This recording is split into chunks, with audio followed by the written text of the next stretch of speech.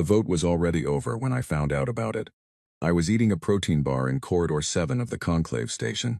The kind of corridor that nobody uses because it connects two storage wings and smells faintly of recycled air, and something older than the air, something that reminded me of closed files and decisions made in rooms where I was not present. I had a datapad in one hand and a cold cup of something the station cafeteria called coffee in the other. And I was reading a supply report about coolant manifolds on level 12 because that was the kind of work they gave me. Yara Osei, human attaché, junior grade, assigned to the Conclave Station for 3 years and 4 months. A person who filed things and attended briefings that no one remembered and delivered documents to clerks who gave her stamped receipts in exchange. The galaxy's most forgettable diplomat. The alert came through on a secondary channel, not the main diplomatic feed, which would have sent a notification with sound and a blinking indicator. Not an official announcement, which would have come through the station intercom in the 7 founding languages with a formal preamble. This was a text-only notification, the kind usually reserved for maintenance schedules and water recycling updates and reminders that the Corridor 7 atmospheric scrubbers were due for inspection. I almost scrolled past it. I did not scroll past it. The Conclave of Sapient Worlds, sitting in formal session, had passed the Sentient Taxonomy Act by a vote of 6-1. The act reclassified humanity as a Category Omega entity under galactic law, which was a carefully chosen phrase for a straightforward thing. We were no longer considered people. Not under galactic law. Not under the Conclave's own charter that humanity had spent 4 decades trying to be properly included in. Not under any of the 47 binding agreements that our provisional membership had theoretically guaranteed us access to. Provisional membership. That was the phrase they had used since the first contact accords were signed. Provisional member of the Conclave of Sapient Worlds. As if provisional were a weather condition. As if it described a temporary state of affairs that would eventually improve into something more permanent. If we behaved correctly and filed the right documents and waited long enough and did not make too much noise about the waiting, it had not improved. It had gotten considerably worse, and now it had a formal name and a legal classification and a 90-cycle timeline. Category Omega was the category for things that were not people. It had been designed, decades ago, to address the question of potentially sapient but unverifiable non-spacefaring life forms, creatures that showed signs of complex behavior but had not yet developed the technology or social organization to make formal contact. It was a holding category, a bureaucratic placeholder. It had never been applied to a spacefaring civilization with established colonies and a 4-decade record of membership, however provisional. The Conclave had made a novel use of old language which was, I noted, exactly the kind of thing institutions do when they want to do something unprecedented and do not want it to look unprecedented. Humanity had 90 standard cycles to vacate all Conclave-protected space. Our ships would be impounded. Our colonies on shared worlds would be, and I am reading directly from the text of the notification, peacefully dissolved. The phrase peacefully dissolved sat in my mind for a long moment. I thought about what it meant. I thought about the 47,000 humans currently living on shared worlds under Conclave protection. I thought about the word peacefully, and what work it was doing in that sentence. I walked to the nearest viewing port and looked out at the stars. They looked exactly the same as they always had. Cease-glow shatter of light across the same black. The same arrangement of distant suns that had been burning for billions of years before any sapient species in this part of the galaxy had crawled out of their respective oceans and looked up and wondered what all that light was for. They did not flicker, they did not shift. They gave no indication whatsoever that something of significance had just occurred. I thought that was deeply unfair. I thought about the chamber where the vote had taken place. I had been inside the Grand Deliberation Chamber twice in 3 years. Both times, I had been delivering documents that nobody read, filing them with a clerk at a side table in exchange for a stamped receipt. I had sat in the observer gallery and watched the founding species conduct their proceedings in the full chamber, in a language I understood perfectly and was never invited to use. I had noted the beauty of the room, the way the polished black stone caught the light from the tier illuminators, the way the 7 curved tiers described a geometry that was both aesthetically striking and clearly hierarchical, with each species elevated slightly above the observer sections, where provisional members and other lesser recognized parties were seated. They had not invited any human representative to the session where they voted on our existence. I thought that was worth noting very carefully, and I kept the note in the back of my mind where I kept things I needed to return to later. I finished the protein bar. The taste had already faded before I started eating it, and now it was entirely absent. I folded the wrapper with the kind of care that comes from needing something small to do with your hands, and I put it in my pocket, because littering on a diplomatic station seemed, even in the middle of having your species legally erased from personhood, like an unnecessary precedent to set. Then I pulled up the full text of the act on my datapad, and I read it from the first line to the last. It was a thorough document. Whoever had drafted it had worked carefully and deliberately, with the particular precision of a lawyer who understands that the strongest clauses are the ones that leave no room for interpretation. Every definition was exact. Every cross-reference to existing galactic law was accurate. The reasoning sections cited 300 years of recorded contact with humanity, 14 incidents of armed conflict involving human military forces, extensive data on human biological variants and the ways it differed from the average range across known sapient species, and a philosophical framework for the nature of rationality that argued, with considerable elegance, that a species making consistent decisions is based on emotional rather than purely rational processes could not be considered to meet the threshold for legal personhood as the Conclave Charter defined it. The argument was condescending. It was also very well constructed. I filed that observation next to the note about the observer gallery. The one dissenting vote had come from the Vreth. I had known about the Vreth for years before coming to the station. They were an insectoid trading species, organized around commercial networks rather than territorial governance, pragmatic in the specific way of people who measure everything by its practical value, and find politicking interesting primarily when it affects prices. They had been dealing with human merchants on the outer trade routes for about a decade, filling a commercial niche that the major conclave species had decided was not worth their logistical overhead. Their ambassador at the station was a tall, complicated being named Keth Sixa, and in 3 years I had exchanged approximately 40 words with him on 3 separate occasions. He seemed, on each of those occasions, to be conducting a quiet assessment of some kind, the way a trader looks at goods in a market, not to buy, just to note what is there and what it might be worth. He had voted no, only him, 6-1. I was standing at the viewing port when my datapad chimed again. The second notification was on a different channel entirely, encrypted at a level I recognized as Earth Coordination Bureau, Senior Classification, and addressed to me directly by name and attaché designation. There were 12 words. Do not leave the station, do not panic, we have a plan. It was signed by Director Adeze Nwosu.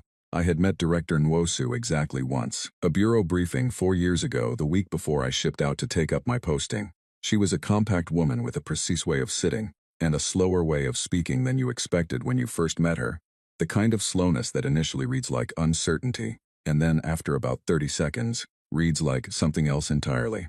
Like someone who knows what they are going to say, and is choosing the right moment to say it. Like someone who is several steps ahead of the current conversation, and is deciding how much of that distance to cover right now. 12 words on a classified channel. No explanation, no indication of what the plan was, how long it had existed, what it involved, or why staying on the station was the correct response to being legally reclassified as not a person by the governing body of the known galaxy. I put my datapad in my bag. I went back to my office. I sat at my desk and I looked at the supply report about coolant manifolds and the stack filing I had been doing before everything changed, and I thought about those 12 words, and I thought about the fact that the director of the Earth Coordination Bureau had apparently been expecting something like this to happen, and had prepared something in response, and had chosen me as the person who needed to remain in place to be part of it, even though I was a junior attaché who filed reports nobody read and delivered documents to clerks who gave her stamped receipt exchange. If she had been expecting this, she had been preparing for it. If she had been preparing for it, the plan had not been written in the last 48 hours. It had been written well before the vote was called, which meant the vote, however surprising it felt to me in this corridor with this cold coffee and this empty protein bar wrapper, had not been entirely surprising to everyone, which meant that the conclave had made its move in a game it had not fully understood, against a player who had been watching the board for considerably longer than the conclave knew. I made myself a fresh cup of the thing the cafeteria called coffee. I drank it at my desk. I filed 2 more supply reports. I ate dinner alone at a corner table in the cafeteria, where the lighting was good, and I could see the whole room. I slept in my bunk and did not dream anything I remembered. Back on Earth, the announcement caused 3 days of government silence.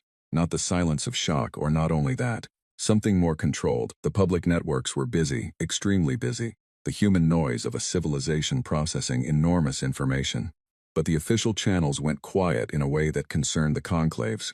Intelligence posts considerably. Several analysts filed reports noting the absence of the expected response, the lack of formal protest, the absence of the instant that should have come from the director of the Bureau, or the head of the diplomatic corps, or the Council of World Governments, some official voice saying something in the language of diplomacy that would tell the conclave what it was dealing with and allow the situation to proceed along familiar lines.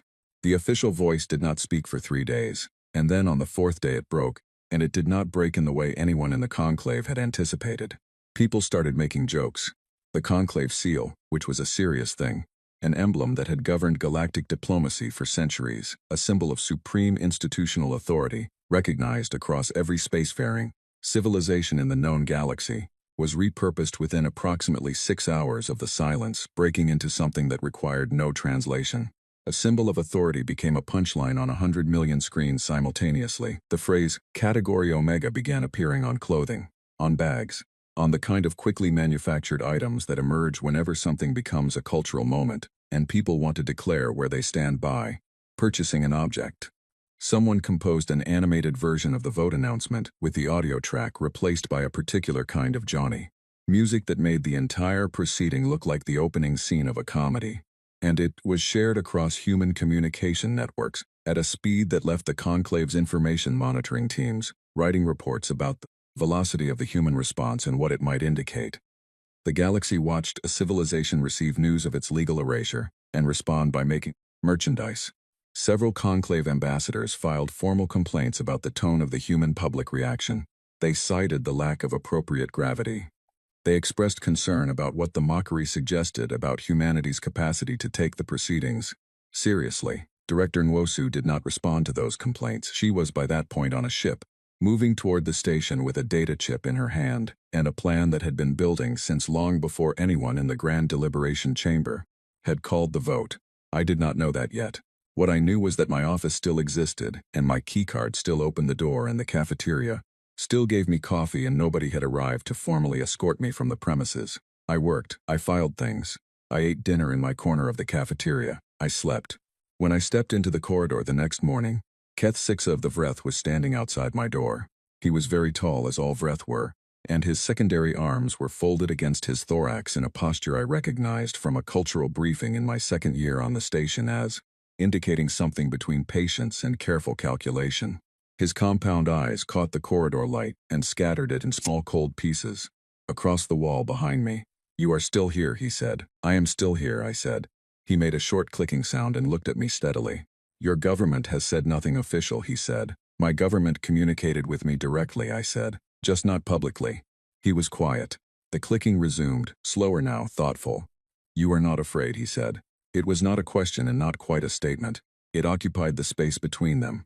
I thought about it honestly, because Keth Sixa seemed like the kind of person it was not worth lying to. "I have been given instructions not to panic," I said. "And you trust these instructions?" "I trust the person who sent them." He was quiet again for a long moment. Then he lowered both his primary arms, fully and deliberately, in the gesture I knew meant formal acknowledgement among the Vreth, something they did not offer lightly. "I voted against the act," he said. "I am telling you directly because I believe you should know, and because I intend to vote against any version of it again, if the opportunity arises."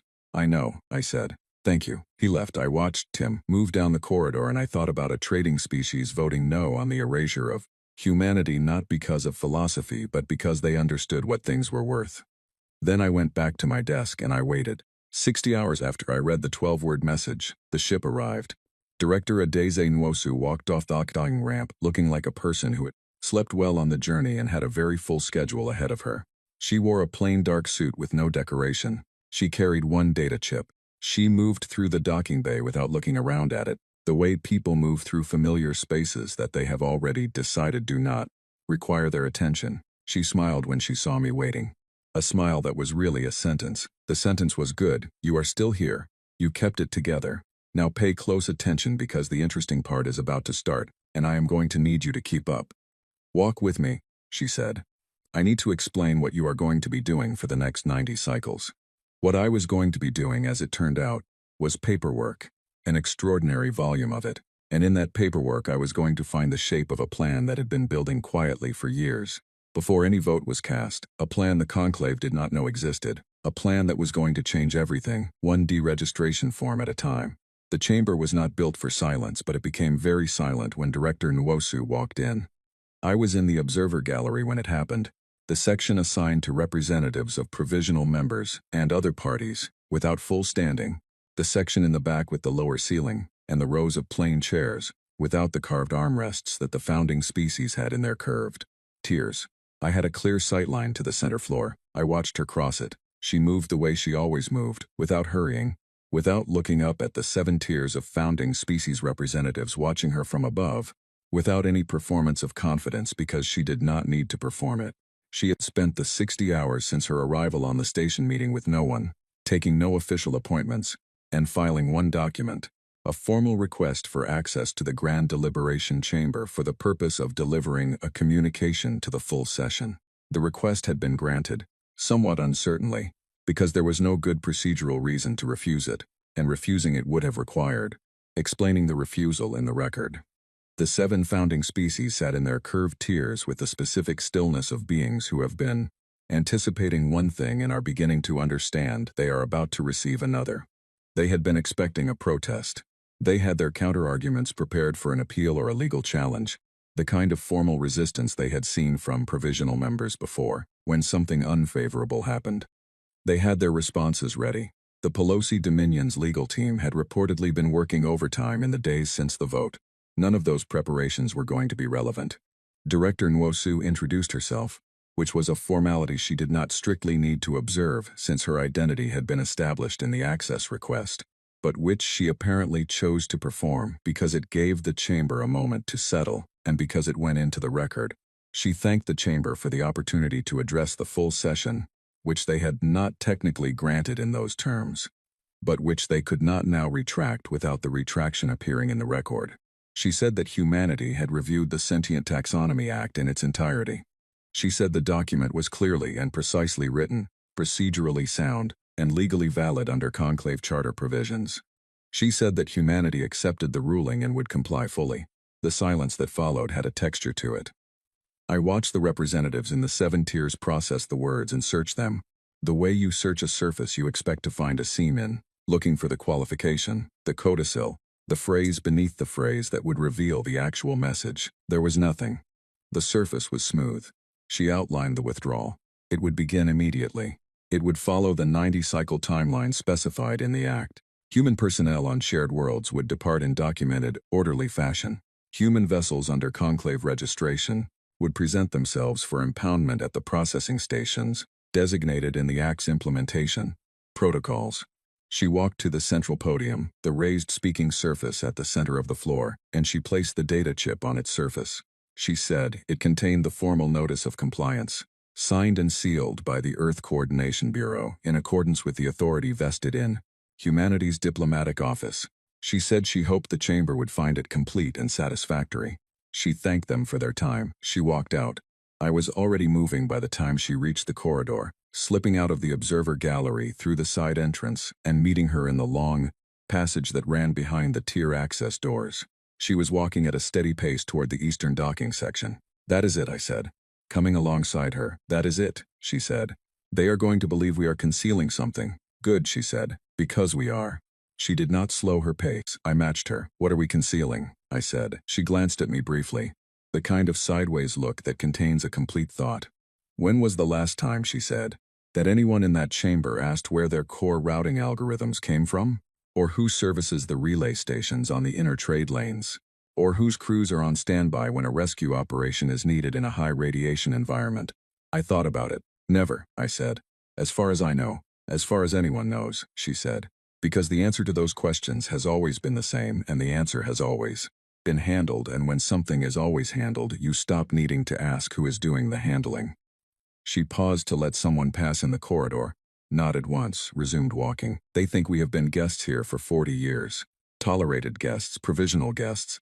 Guests who were always one bad vote away from being asked to leave. They do not understand that while we were being tolerated and provisional and asked to file documents in the observer gallery, We were also building the systems that keep this station and this trade network and this governing body functional. I began to understand. The withdrawal, I said slowly, is a demonstration, she said. Every system we deregister, every contract we formally close, every service we end, gets documented in precise language that goes into the official record. We are not destroying anything. We are leaving, correctly, completely by the book, exactly as the Act requires. And every step of that departure is going to leave a gap that the conclave will be able to see in their own records. Because we documented what we built. Because I have been documenting what we built for 8 years, she said. Long before anyone called this vote. Long before the Pelosi Dominion drafted that act. She looked at me steadily. I need you to finish the inventory. Every system, every contract, every protocol, every piece of infrastructure humanity built or maintained in conclave space. 40 years of it. Functional impact assessment for each item. What does it do? Who depends on it? What happens to those dependents when it is absent? I thought about the filing I had been doing for 3 years. The supply reports. The maintenance logs. The contracts whose implications I had never stopped to examine because each individual contract described something specific and contained and unremarkable. How long? I said. However long it needs to be, she said. But I want it ready before cycle 45. She paused. Something is going to happen around that point that will change the character of the conversation. I expect it to be medical. I have prepared for that contingency. She did not tell me more than that. It was how she worked. Give the person the information they need to do their portion of the task and trust them to do it without requiring the full picture. I had, in the 60 hours since her arrival, already come to understand that this quality was not evasiveness but a very specific kind of discipline. I went back to my office and started the first deregistration filing. The form covered a jump relay maintenance contract. 17 relay stations distributed across the core trade lanes, the main arteries of faster-than-light communication in the most densely populated section of conclave space. The contract had been held by a firm called Holt Okafor Technical Services for 31 years, taken on when the conclave's own engineering corps had declined it on the grounds that the maintenance locations were inconvenient, and the work technically demanding relative to the compensation offered. A human engineering team had taken the contract because the compensation was acceptable, and the technical complexity was apparently interesting to them. The founding engineers had long since retired. The current rotating crew of about 45 specialists were second and third generation people who had grown up around the work. I filed the deregistration, replacement contractor field as instructed. I left blank. I moved to the next form. Over the following days, the picture assembled itself the way large pictures do, when you stand back far enough to stop seeing the individual brushstrokes and start seeing what they describe together. I had been producing paperwork for 3 years without understanding what I was looking at, because each document described one thing in one place. At one time, and the connection between them was not visible at the scale I had been working at. Now, compiling the inventory alongside the deregistration filings, I began to see the shape. 40 years of provisional membership.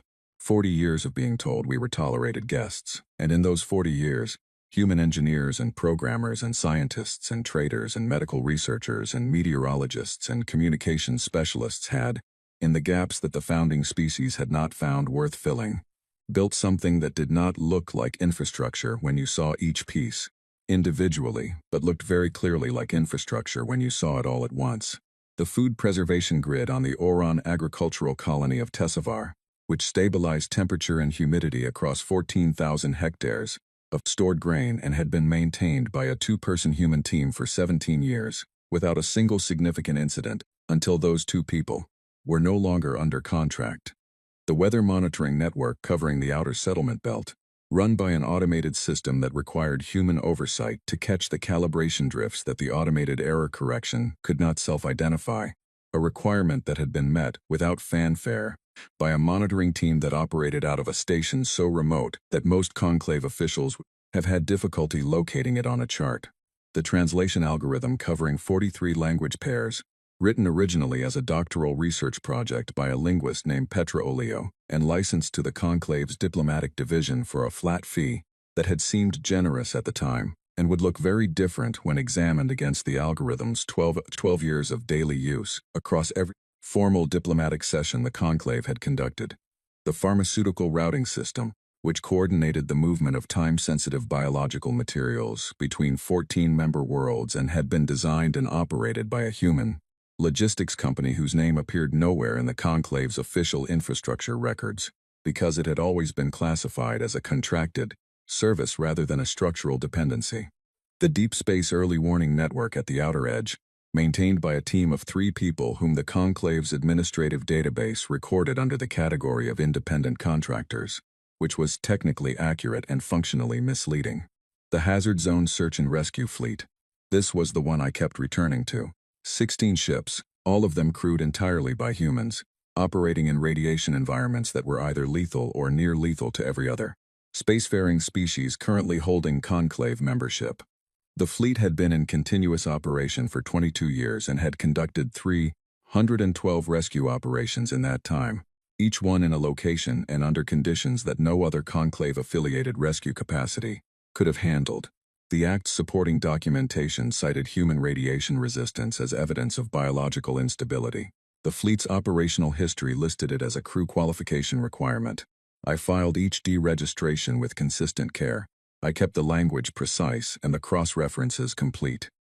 I kept the replacement contractor field blank in each case because the instructions were to leave it blank and because in each case there was in fact no replacement.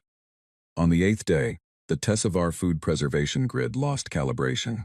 The technical explanation was straightforward: a minor drift in the temperature regulation system, the kind of drift that was normal and expected, and caught routinely by the maintenance cycle that had been operational for 17 years. The maintenance cycle had been deregistered 7 days prior as part of the formal withdrawal. Without it, the drift accumulated. It became an error. The error caused temperature fluctuation in 3 storage sectors over a period of about 14 hours, before the automated system generated an alert that reached the Oron Collective's Agricultural Management Office. A quantity of preserved grain sufficient to feed approximately 40,000 Oron citizens for a season was rendered unsuitable for distribution. Nobody was harmed. The Oron Collective had adequate reserves. The loss was absorbed, but the loss was documented, its cause was unambiguous, and the report that reached Conclave administrative desks said clearly, maintenance contract lapsed under human withdrawal schedule. No replacement contractor identified. Veldan came to my office that afternoon.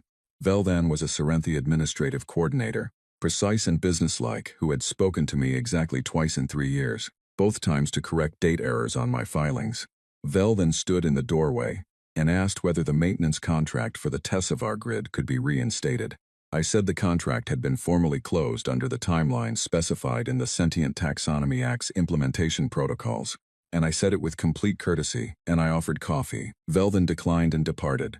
I messaged Director Nwosu, first failure, Tessevar grid, day 8. She replied with 2 words, keep going.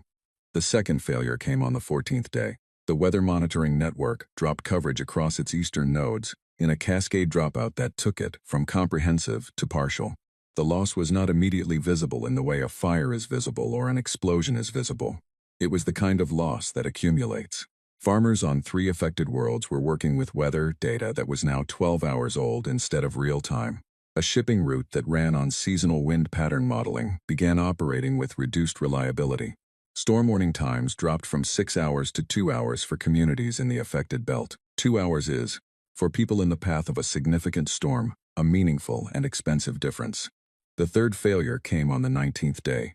A communications relay in the mid-belt developed a routing error that degraded signal quality across a sector without total failure. The kind of slow degradation that you notice first in the periphery of your network and then, unchecked, at the center. I filed each shutdown with the same clean precision and I watched the inventory grow. On the 16th day, Keth Sixa came to my office for the second time. He stood in the doorway and looked at my desk, which was covered in a carefully organized landscape of deregistration documents and cross-reference notes, and worked through a rapid clicking pattern in his mandibles. Your people are organized, he said. We try, I said. The relay at Sector 9 Gamma was offline for 4 hours yesterday, he said. My traders lost communication with their ships during a cargo transfer in progress. There were financial consequences. I am genuinely sorry to hear that, I said. The maintenance contract for that relay was deregistered on day 3 of the withdrawal. I read the filing, he said. He looked at me steadily. You are doing this deliberately. We are complying with the Act, I said. Completely. On schedule. by every requirement in the implementation protocols. The clicking pattern changed into something longer and more complex, and his translator unit, after a brief processing pause, rendered his response as, "I see." He was quiet for a moment. "Why are your people smiling?" he asked then. "I have been in communication with human traders on the outer routes. They are being entirely cooperative with the impoundment proceedings. They are in fact cheerful." "People smile for many reasons," I said. "Not usually during the formal dissolution of their legal status," he said. He tilted his head. "What is the correct word for a person who accepts everything their opponent demands, in full knowledge that the acceptance will cause their opponent considerably more difficulty than any resistance could have produced?" I thought about the right word. "Patient," I said. He clicked for a long time, a sound I was beginning to recognize as something between acknowledgement and reluctant admiration. "There is something your species understands," he said, "that I do not believe the founding members have considered." "What is that?" "That the most dangerous thing a necessary person can do," he said, "is agree to leave." He left. I sat with that sentence for a while, turning it over, looking at it from different angles. Then I went back to the inventory.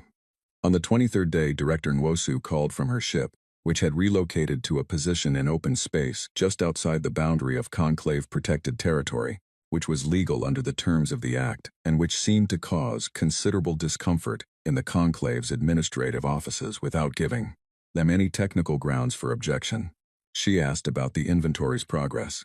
I told her it was running to several thousand pages and still growing. She said she needed it complete by cycle 45, with a full functional impact assessment for each item. I asked what was happening at cycle 45. She said something was going to break. She said she expected it to be medical. She said she had prepared for it and I would know what to do when it arrived. She was right. On the 41st day, the outbreak began on Mavari Prime. The pathogen was not new. It had a name in 7 galactic medical databases and a literature going back 18 years. Prior outbreaks had been partially contained with protocols that existed in the Conclave's medical records. The problem was specific, and it was the kind of specific that does not become apparent until the need is immediate. The most effective treatment at scale, the one that had actually cleared prior outbreaks rather than just slowing them, required a synthesis process that had been developed by Dr. Callum Adler, a human biochemist, at a conclave-registered research facility that had been deregistered on day 7 of the withdrawal. The synthesis protocol had been licensed to the conclave's medical division for 12 years. The license had been formally closed in my filing as part of the withdrawal, because it was on the list that Director Nwosu's team had compiled over 8 years, and everything on the list was being closed, correctly and completely and on schedule. 12,000 people on Mavari Prime were sick, and the most effective path to treating them ran through a closed license and a man who was no longer under any conclave contract.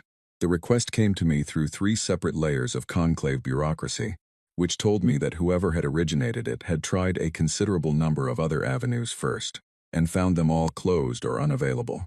It was addressed to the Human Attaché Office, which technically should not have existed anymore, given that I was not a legal person under conclave law, but which no one had formally dismantled, possibly because doing so would require filing a closure notice with an office that no longer had a legal identity, a circularity that seemed to have caused several administrative coordinators to simply leave the situation as it was. I forwarded the request to Director Nwosu, with a brief note explaining the medical situation and the specific gap in the treatment chain. She read it. She waited 48 hours before responding. When she responded, her message said yes, on conditions. The conditions ran to 6 pages. I watched the conclave's administrative staff receive those 6 pages and process them, and I watched those 48 hours of silence do exactly the work they had been designed to do. Not to be cruel, not to be theatrical, to be a fact in the room. Every meeting about Mavari Prime, every communication about the timeline and the urgency, every discussion about how to respond to Director Nwosu's conditions, was conducted with the specific awareness that 48 hours had passed, because a human had chosen to let them pass, and that this was not the last choice of this kind that would need to be made. The treatment was shared. The outbreak on Mavari Prime was contained within 72 hours of the conditions being agreed to. 12,000 people received care, and in the conclave station, a silence settled over the diplomatic floors that was different from any silence I had experienced there before. It was the quiet of an institution that has done a very confident thing and has begun to feel the ground under that confidence shift. On the 45th day, Keth Sixa came to my office for the 3rd time. He sat down, He looked at the inventory file on my screen, which had now grown past 4,000 pages, and he was quiet for a long time. "There is a word in Vreth trade language," he said eventually, "for a partner who has become so fundamental to your operations that extracting them from your operation is no longer separable from stopping your operation." "What word?" I asked. He said it. The translator processed it for a moment and rendered it as indispensable. "The elders are meeting," he said. "Informally, not on the record. Several ambassadors who voted against the act are in conversation with those who abstained. The Serenthi elder has been in contact with me directly." He paused. "She has asked to speak with you."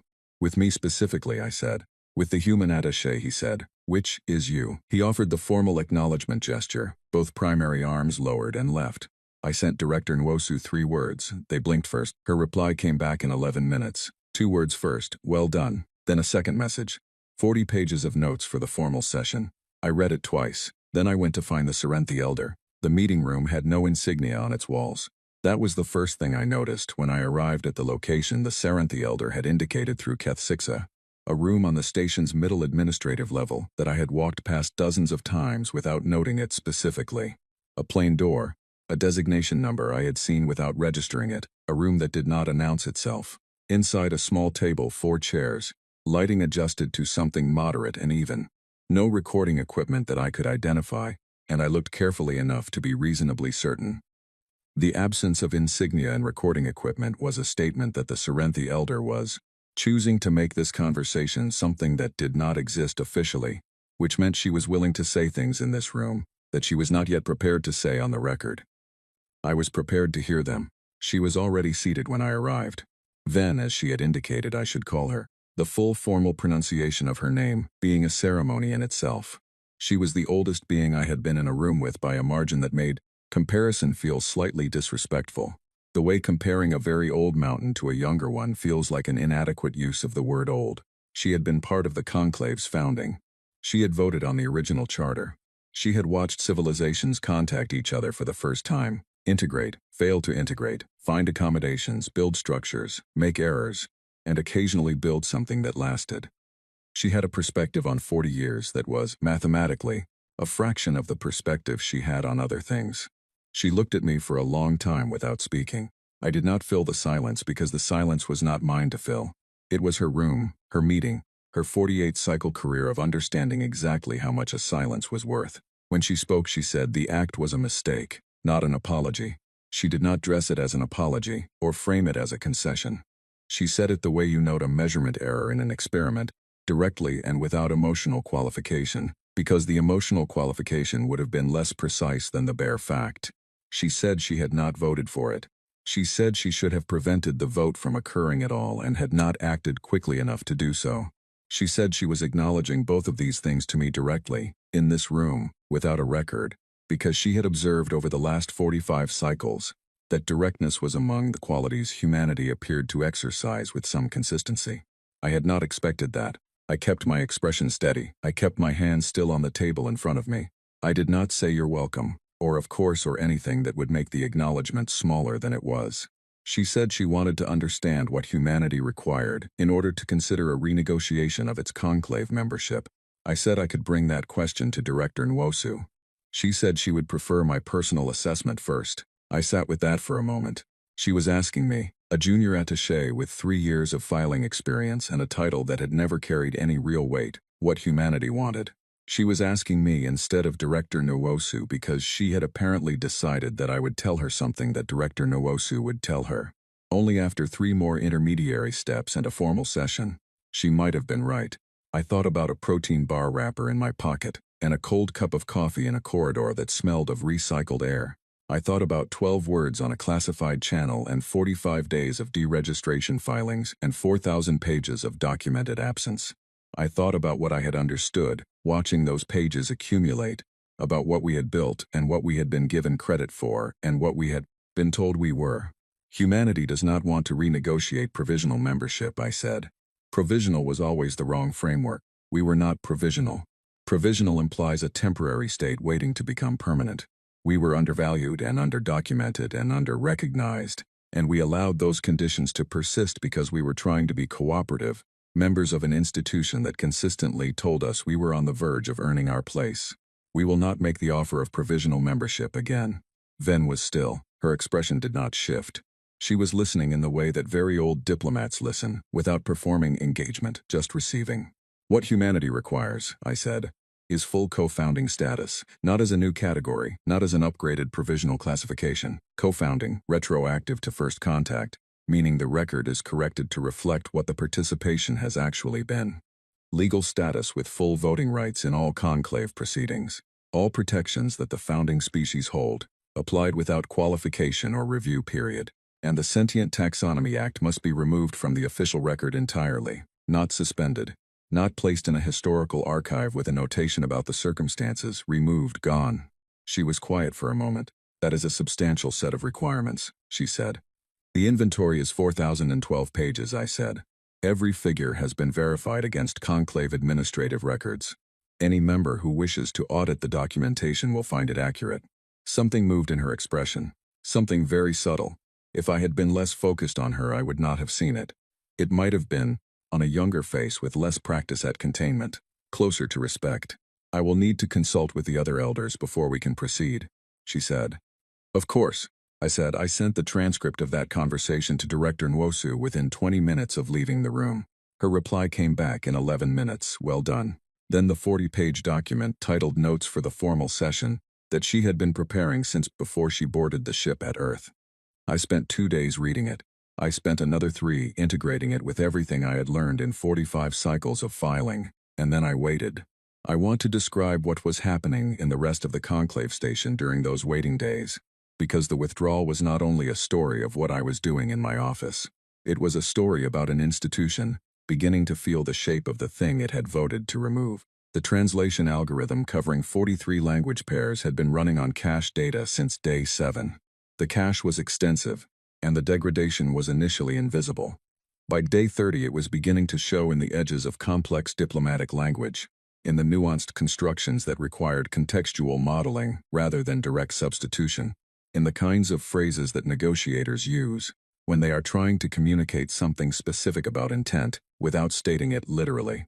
The conclave's diplomatic staff were not, most of them, aware that the algorithm was experiencing degradation. They knew their communications were feeling slightly less precise. They did not know why. The weather monitoring network, now operating at partial coverage, had produced its first significant consequence by day 32. A storm system in the outer settlement belt developed along a track that the partial coverage model had not been able to predict with the usual accuracy. The advance warning was 4 hours instead of the standard 8. No lives were lost. Significant property damage occurred. The settlement authority filed a report noting the reduced warning time and its cause. The routing error in the mid-belt communications relay was by this point no longer minor. It had progressed as uncorrected routing errors do, from peripheral to structural, affecting an increasing number of communication channels in an increasingly unpredictable pattern. The conclave's own communications engineering team was working on it. They were, 3 weeks in, still working on it. The architecture of the system had been designed by a human engineer named Arthur Benson, who had retired 4 years before the withdrawal began, and who was not, as far as anyone knew, being consulted. The Oran Collective had submitted a formal report on the Tessevar grid failure, requesting guidance from the Conclave Agricultural Administration on steps to prevent recurrence. The Agricultural Administration had forwarded the request to the Infrastructure Committee, which had forwarded it to the Contractor Relations Office, which had confirmed that the relevant contract had been properly deregistered, and that there was no mechanism within current administrative procedures to reinstate a closed contract with a party that had withdrawn from conclave-protected space under the terms of the Sentient Taxonomy Act. The pharmaceutical routing system serving 14 member worlds had begun experiencing what its automated monitoring described as intermittent optimization failures. Materials were reaching their destinations, but not always along the most efficient routes, and not always within the timing windows that made the difference between a usable delivery and a degraded one. The monitoring system had been designed to flag these issues for human review. The human review function had been deregistered on day 12.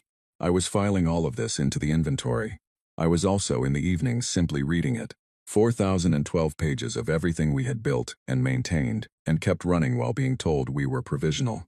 It was not a document that made me angry when I read it. That surprised me. I had expected to feel something sharp while reading it, Something with edges. What I actually felt was something quieter and heavier.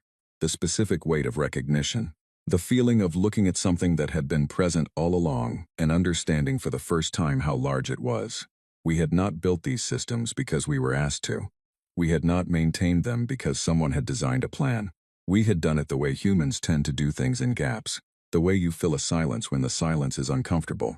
The way you fix a thing that is broken, because leaving something broken while you can see how to fix it is a particular kind of difficulty for the kind of people who built the Hazard Zone Rescue Fleet and maintained 17 jump relay stations in locations that the founding species found inconvenient. The Conclave had called that aggression. They had called it instability. They had written it into the legal definition of why we were not people. We had simply called it work. On the 53rd day, the Pelosi Dominion's representative, a careful and formal diplomat named HFY, came to my office, not through official channels, not with a formal request. Through the side corridor, at a time when the administrative floor was quiet, in a manner that was designed not to be noticed. HFY was the ambassador of the species that had authored the act. They had been the primary architect of the sentient taxonomy classification. Their legal team had drafted the sections that I had read in Corridor 7 on the day the world changed. They sat across my desk and looked at the inventory file on my screen and were quiet for a long time. "Is there a category," they said finally, "in your documentation for systems that are currently degrading?" "There is a section tracking active impact," I said. "It is updated daily." They looked at it. I turned the screen so they could see it more easily. The daily update was currently 31 pages, tracking 18 distinct degradation events across the Conclave's infrastructure, each one with its origin in a specific deregistered contract or license. "The routing error in the mid-belt," they said. "Day 19, I said. "Still unresolved. The translation degradation in diplomatic communications, Day 7, accumulated since.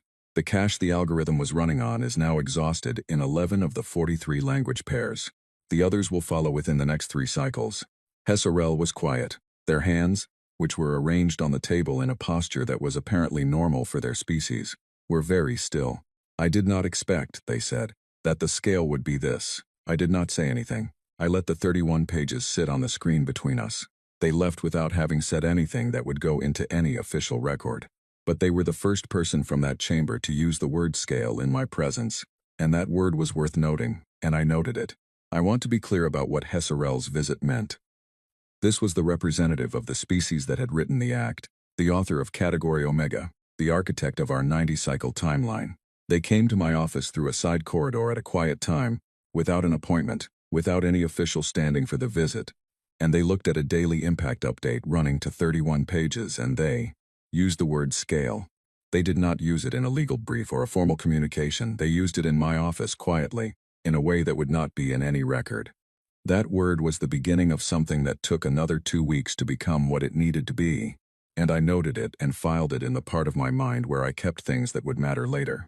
In those same days, I was also doing something that was not part of the official withdrawal process but which had become, over the previous weeks, a kind of personal project. I was reading through the founding documents of the Conclave, not the recent charter revisions but the original texts, the ones from 3 centuries ago when the founding species had assembled for the first time, and tried to write down in language what they were, building and why. It was slow reading in parts because some of the conceptual frameworks did not map neatly onto the way I thought about governance, but the core intention was surprisingly clear. They had been building something to prevent the specific catastrophe of spacefaring civilizations encountering each other and immediately attempting to destroy one another. That was the fear at the foundation. That was what the Conclave had been designed against. Humanity had been identified in the act as the current version of that foundational fear. We were the thing the Conclave had been built to guard against. Which was interesting, given that in 400 years of contact the only conflicts we had been involved in were the ones the founding documents described in the most alarming terms as the threat the Charter was designed to prevent. And in not one of those 14 cases had we been the ones who started it. I included a section on that in the inventory. I called it Historical Alignment, and it ran to about 30 pages, and it cited the founding documents directly with page references. Director Nwosu, when she reviewed that section before the formal session, marked it with a single note in the margin. "Good, sis in the room." I said it in the room. On the 54th day a second informal visitor came to my office. Not through the side corridor this time. through the main corridor openly, which was in its own way a statement. This was the Oron Collective's senior liaison, a specialist in agricultural policy named Veth Ammon, and what they wanted to know was whether the food preservation protocols that had been part of the original Tessavar grid contract were documented anywhere in a form that Oron engineers could use to attempt reconstruction. I said yes, they were documented, and they were part of the inventory, and I could share them once the relevant licensing question was resolved. Veth Ammon asked what the relevant licensing question was. I said the question was whether the conclave wished to engage in the specific kind of discussion that would make sharing them possible, and that the answer to that question was not mine to determine. Veth Ammon said they understood and thanked me. They left. I noted the visit. I noted that the Oron Collective's senior agricultural liaison had come to my office in person, through the main corridor, on the record, to ask about documentation, not to protest the withdrawal, not to file a complaint, to ask about documentation, which is what you do when you have accepted that something is broken, and you are trying to figure out how to fix it. That was the 54th day. The formal session request came on the 58th. 4 days between Veth Ammon's question and the conclave requesting the session. I have thought about those 4 days many times since.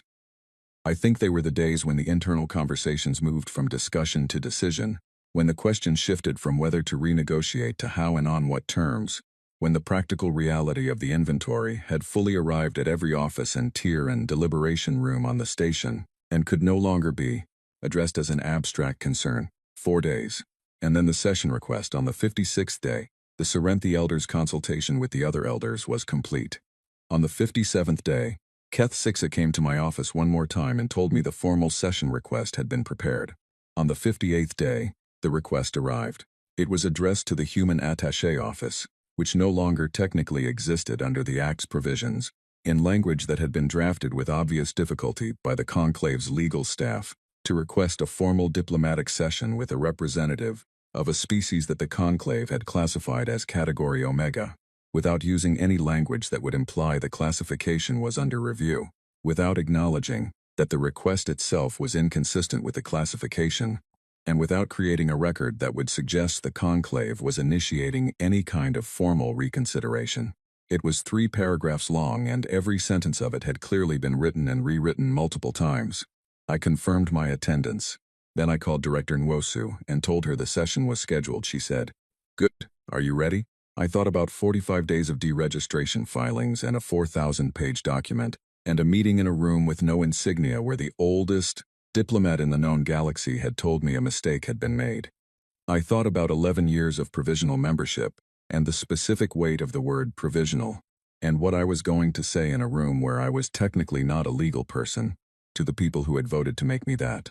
I said yes, she said. Good, remember, you are not there to win, you are there to show them the record. Let the record do the work. I said I understood. She said I know you do. That is why you are the one in the room. The session was in 2 days.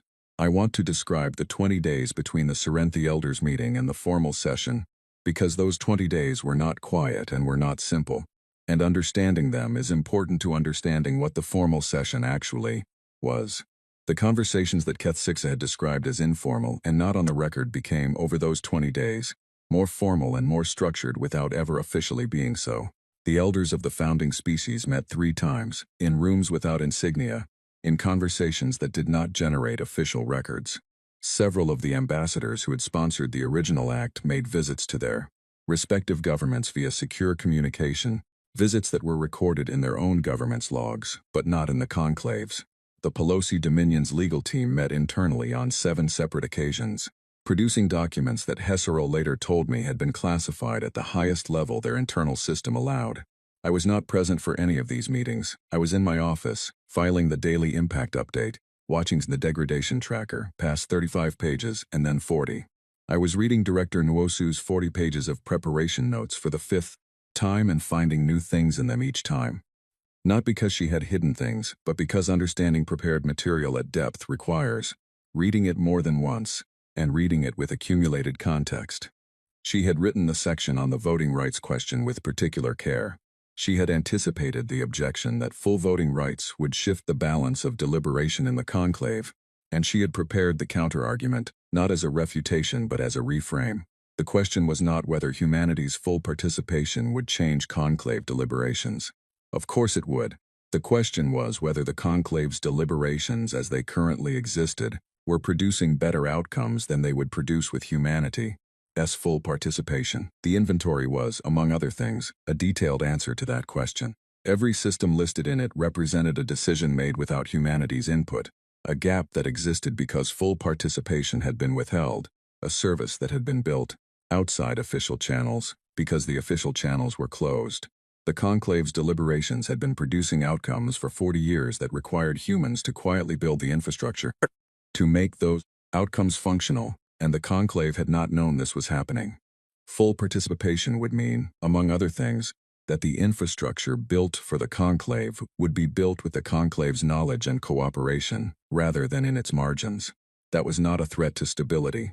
It was the removal of a structural inefficiency. I used most of that argument in the formal session. I attributed it to the record without attributing it to Director Nwosu. Because it was her thinking, but it was also my preparation of it, my weeks of working with it and testing it and finding the places where it needed to be more specific or more precise.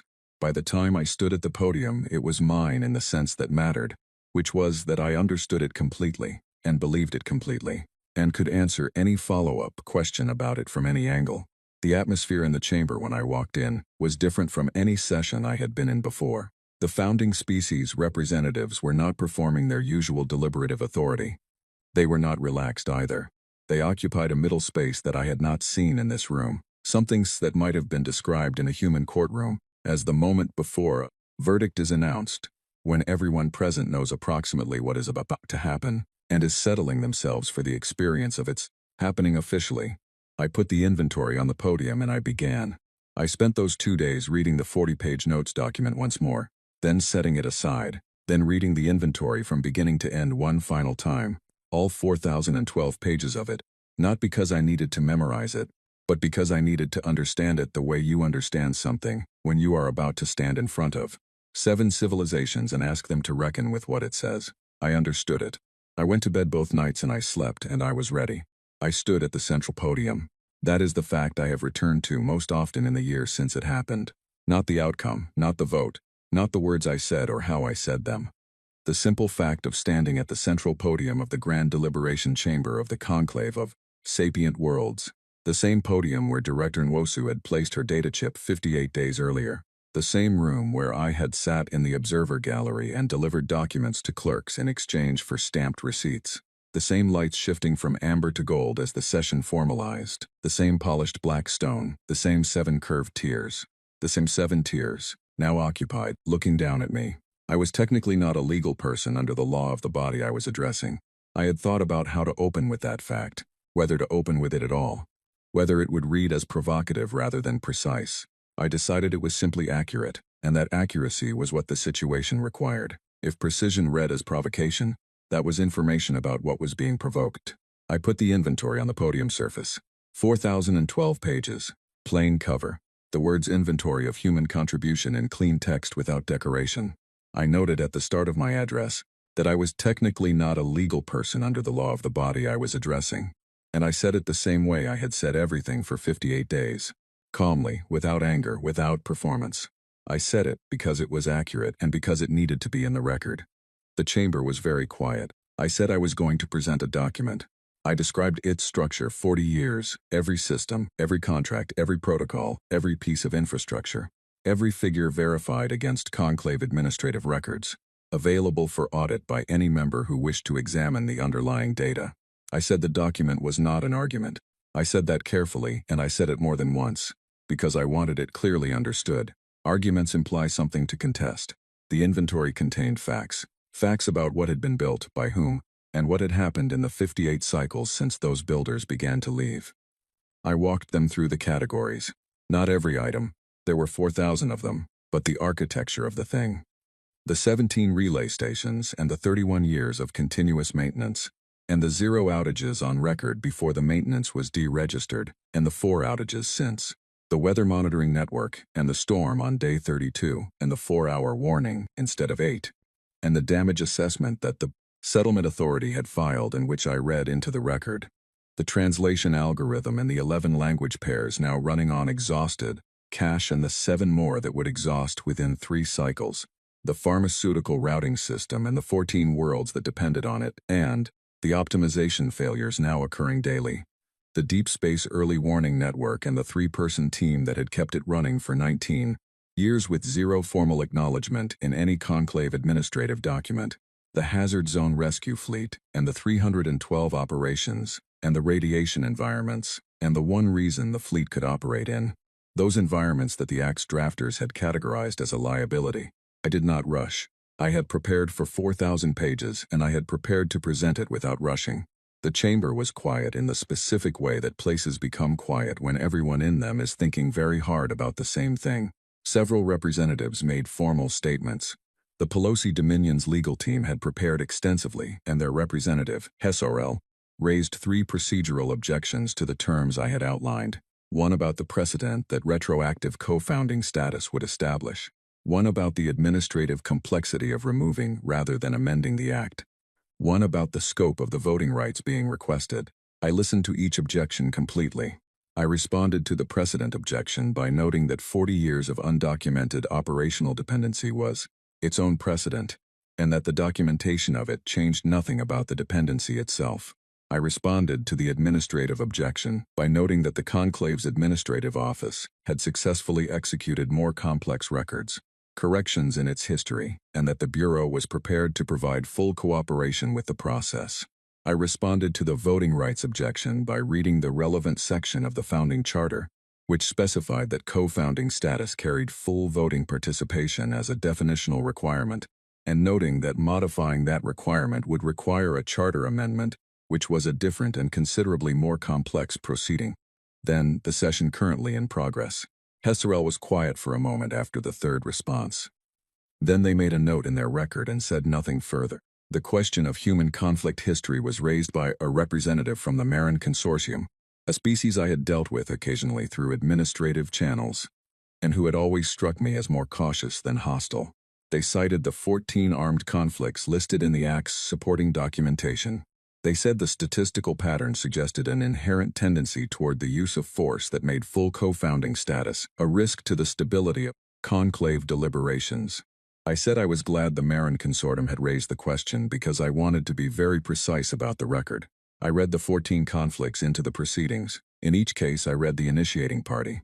In each case, I read the circumstances that preceded the initiation. In each case, I read the outcome. The 14 incidents read fully and accurately, described something quite different from the pattern the Act had characterized. In 11 of the 14 cases, human forces had been responding to an action by another party.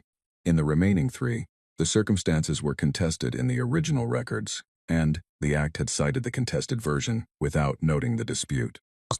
I did not characterize what the record showed. I read the record and allowed the assembled representatives to note what it described. The Marin Consortium's representative was quiet. An Oran representative asked about the hazard zone fleet and the radiation tolerance. I said yes. The radiation tolerance that the Act had cited as evidence of biological instability was the same characteristic that had qualified human crews for 312 rescue operations in environments where no other conclave-affiliated rescue capacity could have operated. I did not say anything else. The juxtaposition was complete without commentary. The pause that followed lasted 10 seconds, I counted. In a formal session of the Conclave of Sapient Worlds, 10 seconds is a very long time. Keth Sixa of the Vreth rose to formally introduce the motion. His translator rendered his introduction precisely. He said that the documentation presented was factual, comprehensive and verified, that the terms outlined by the human attaché were reasonable in light of the documented record, and that the Vreth formally sponsored the motion for humanity's full co-founding membership under the terms presented. He said this, Keth Sixa, who had voted no when 6 others voted yes, who had stood outside my office door when I was technically not a person and told me the most dangerous thing a necessary person can do is agree to leave.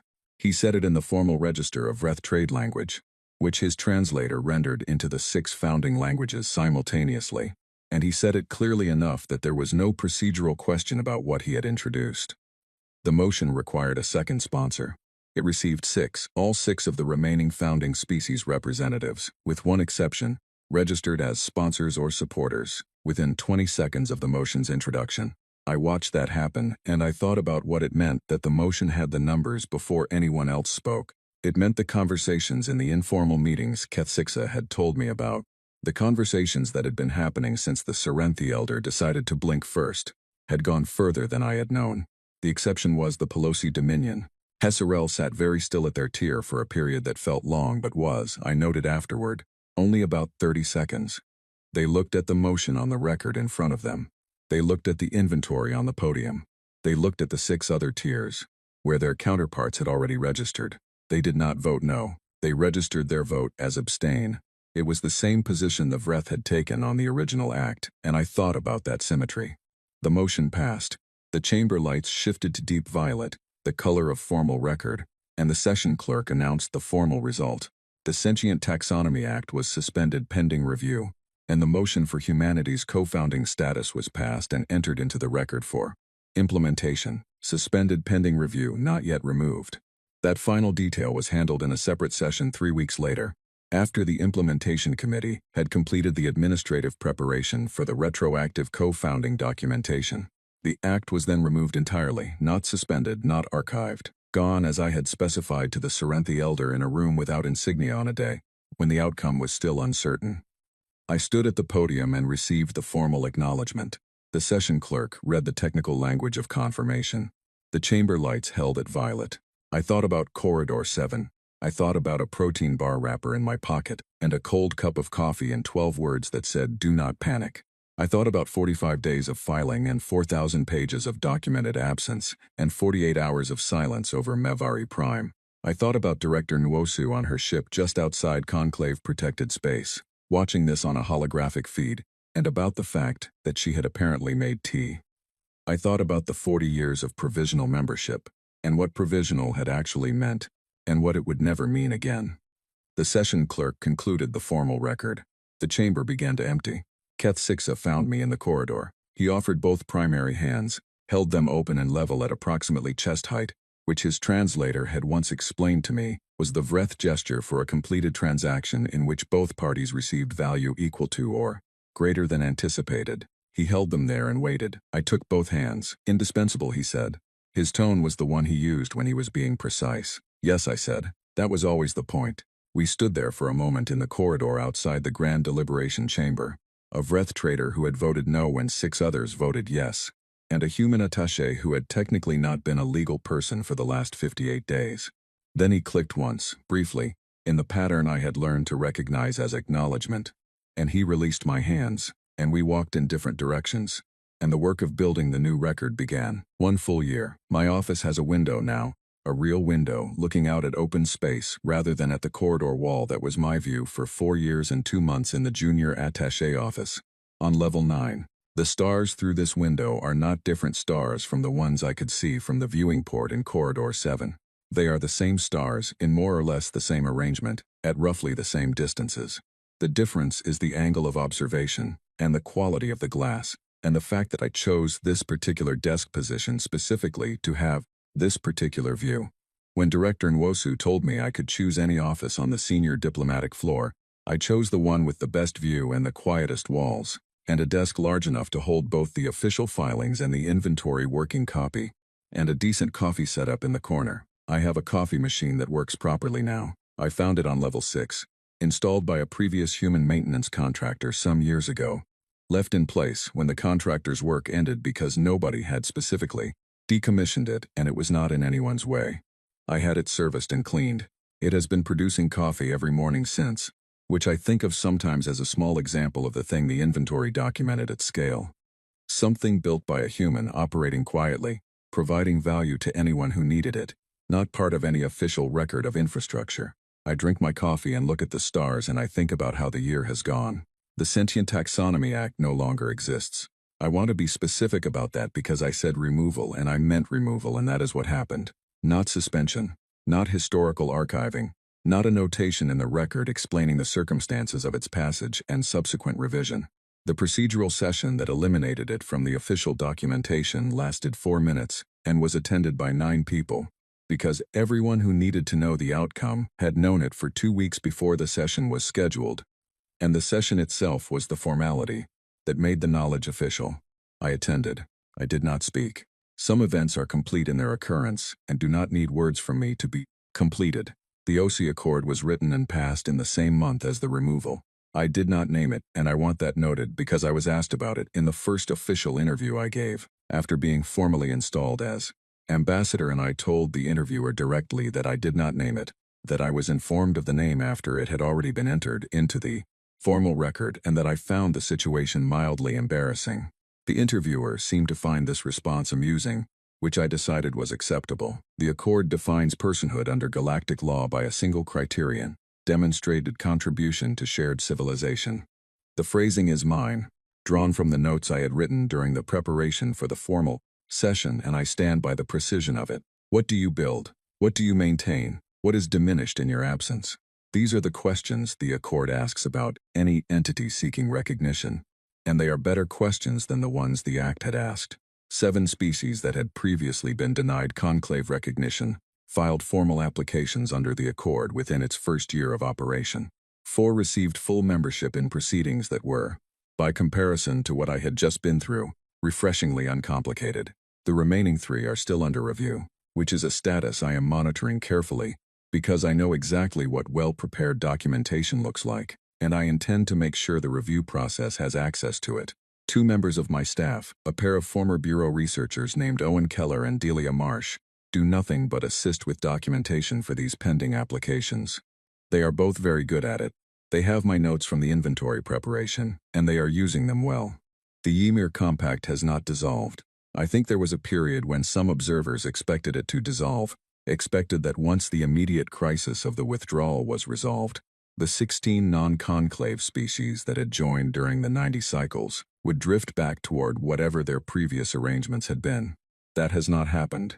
The Compact operates in the spaces that the Conclave had decided were not worth its institutional attention, and it turns out there is a great deal of very productive activity in those spaces, and the species doing that activity have found that having a formal structure for it produces better outcomes than not having one. Director Nwosu chairs the Compact Council. She calls the role administrative, which is a word she applies to things she considers important, but does not want to draw any specific kind of attention to. Director Nwosu also continues as head of the Earth Coordination Bureau, a position she has held for 11 years, and which she apparently has no intention of leaving, because when I asked her about succession planning in our last call, she said she would think about it when she had a moment, and then immediately asked about my filing load. I have learned that this is how she indicates she finds a subject mildly unreasonable. She is doing well. She is very busy. She sends messages when something requires my attention and expects that I will have noted the other things already, which is fair because I usually have. Marcus Dill arrived on the station 9 days ago.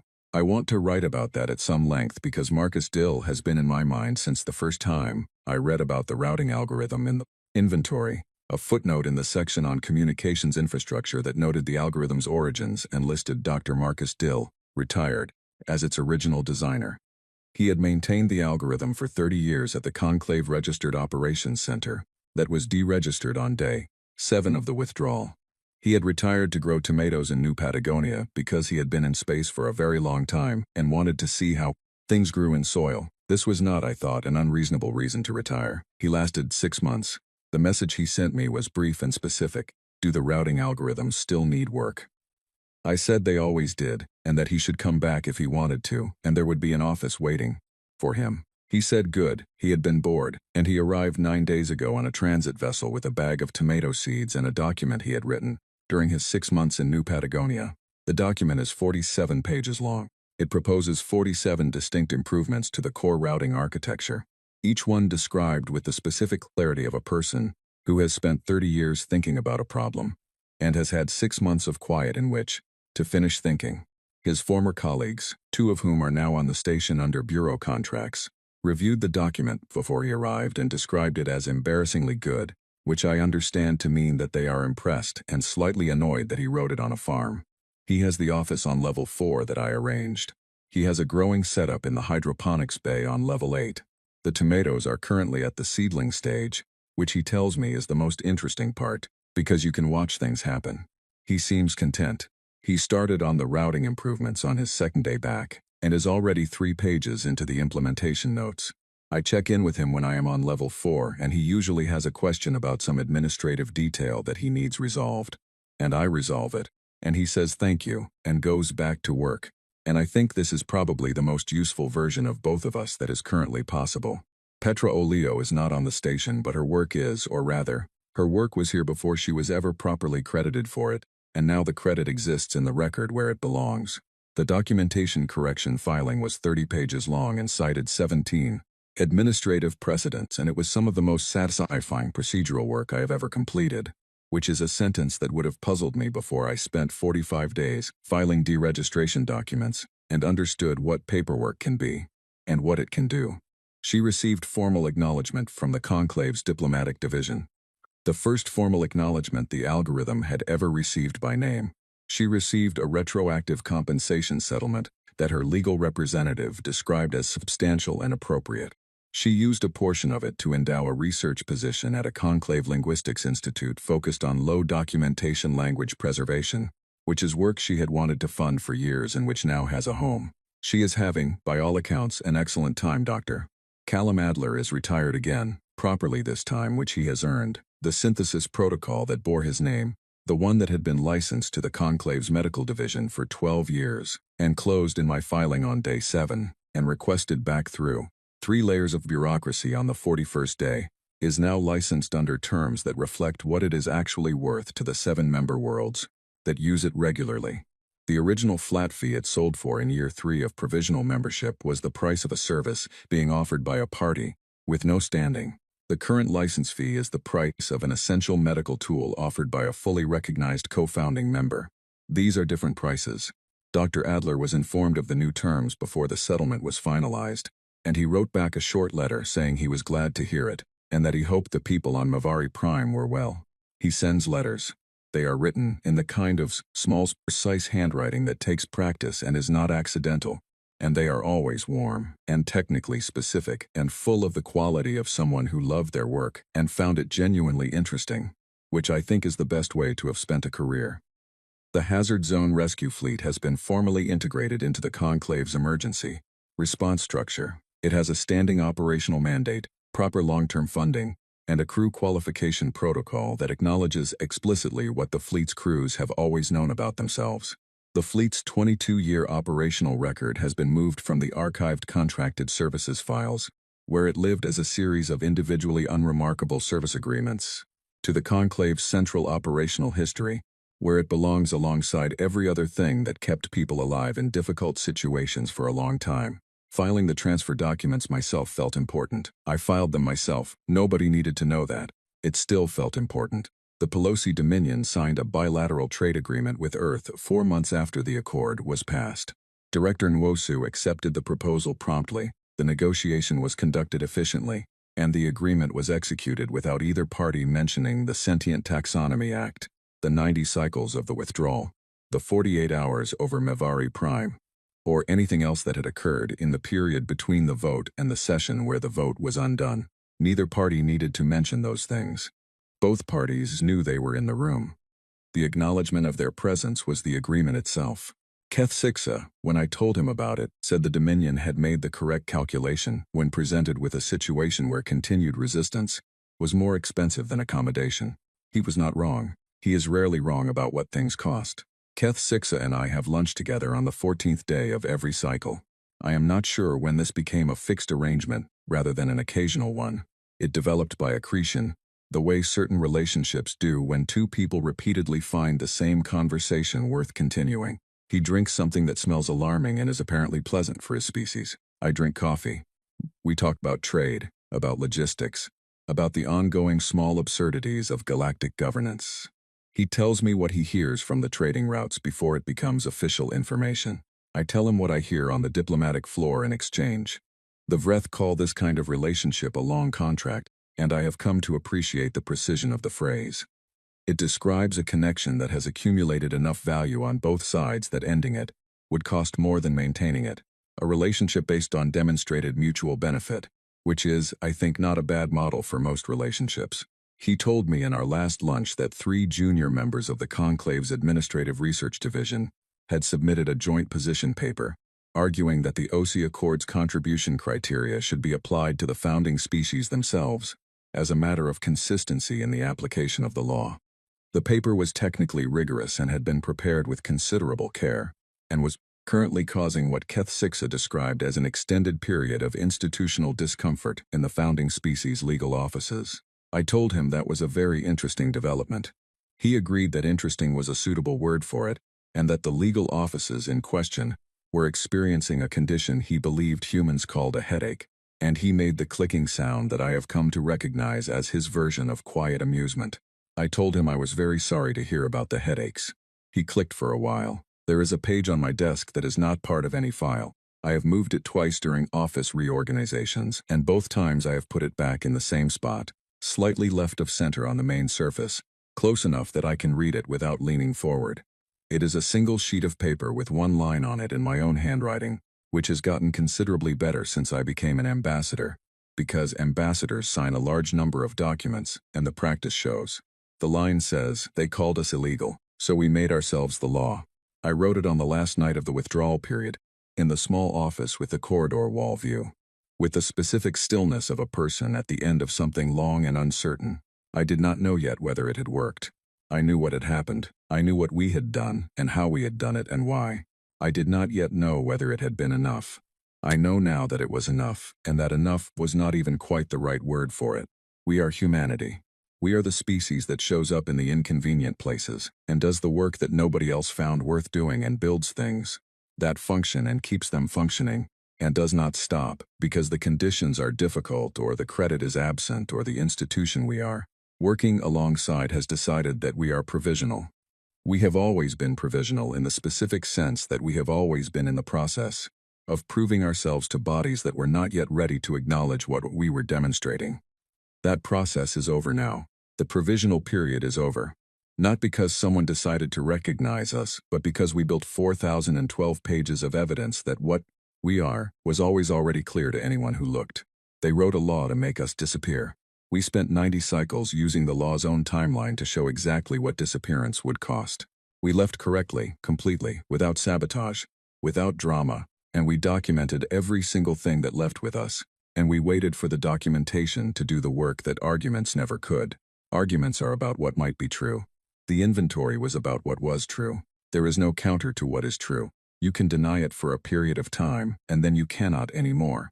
And the period of time it takes to get from the first denial to the point where denial is no longer tenable is exactly as long as it took for the Tesseract grid to fail, and the relay to drop, and the weather warnings to shorten, and the translation cache to exhaust, and 12,000 people on Mavari Prime to need a treatment that only one human researcher had ever successfully developed at scale. 90 cycles. We used every one of them. I finish my coffee.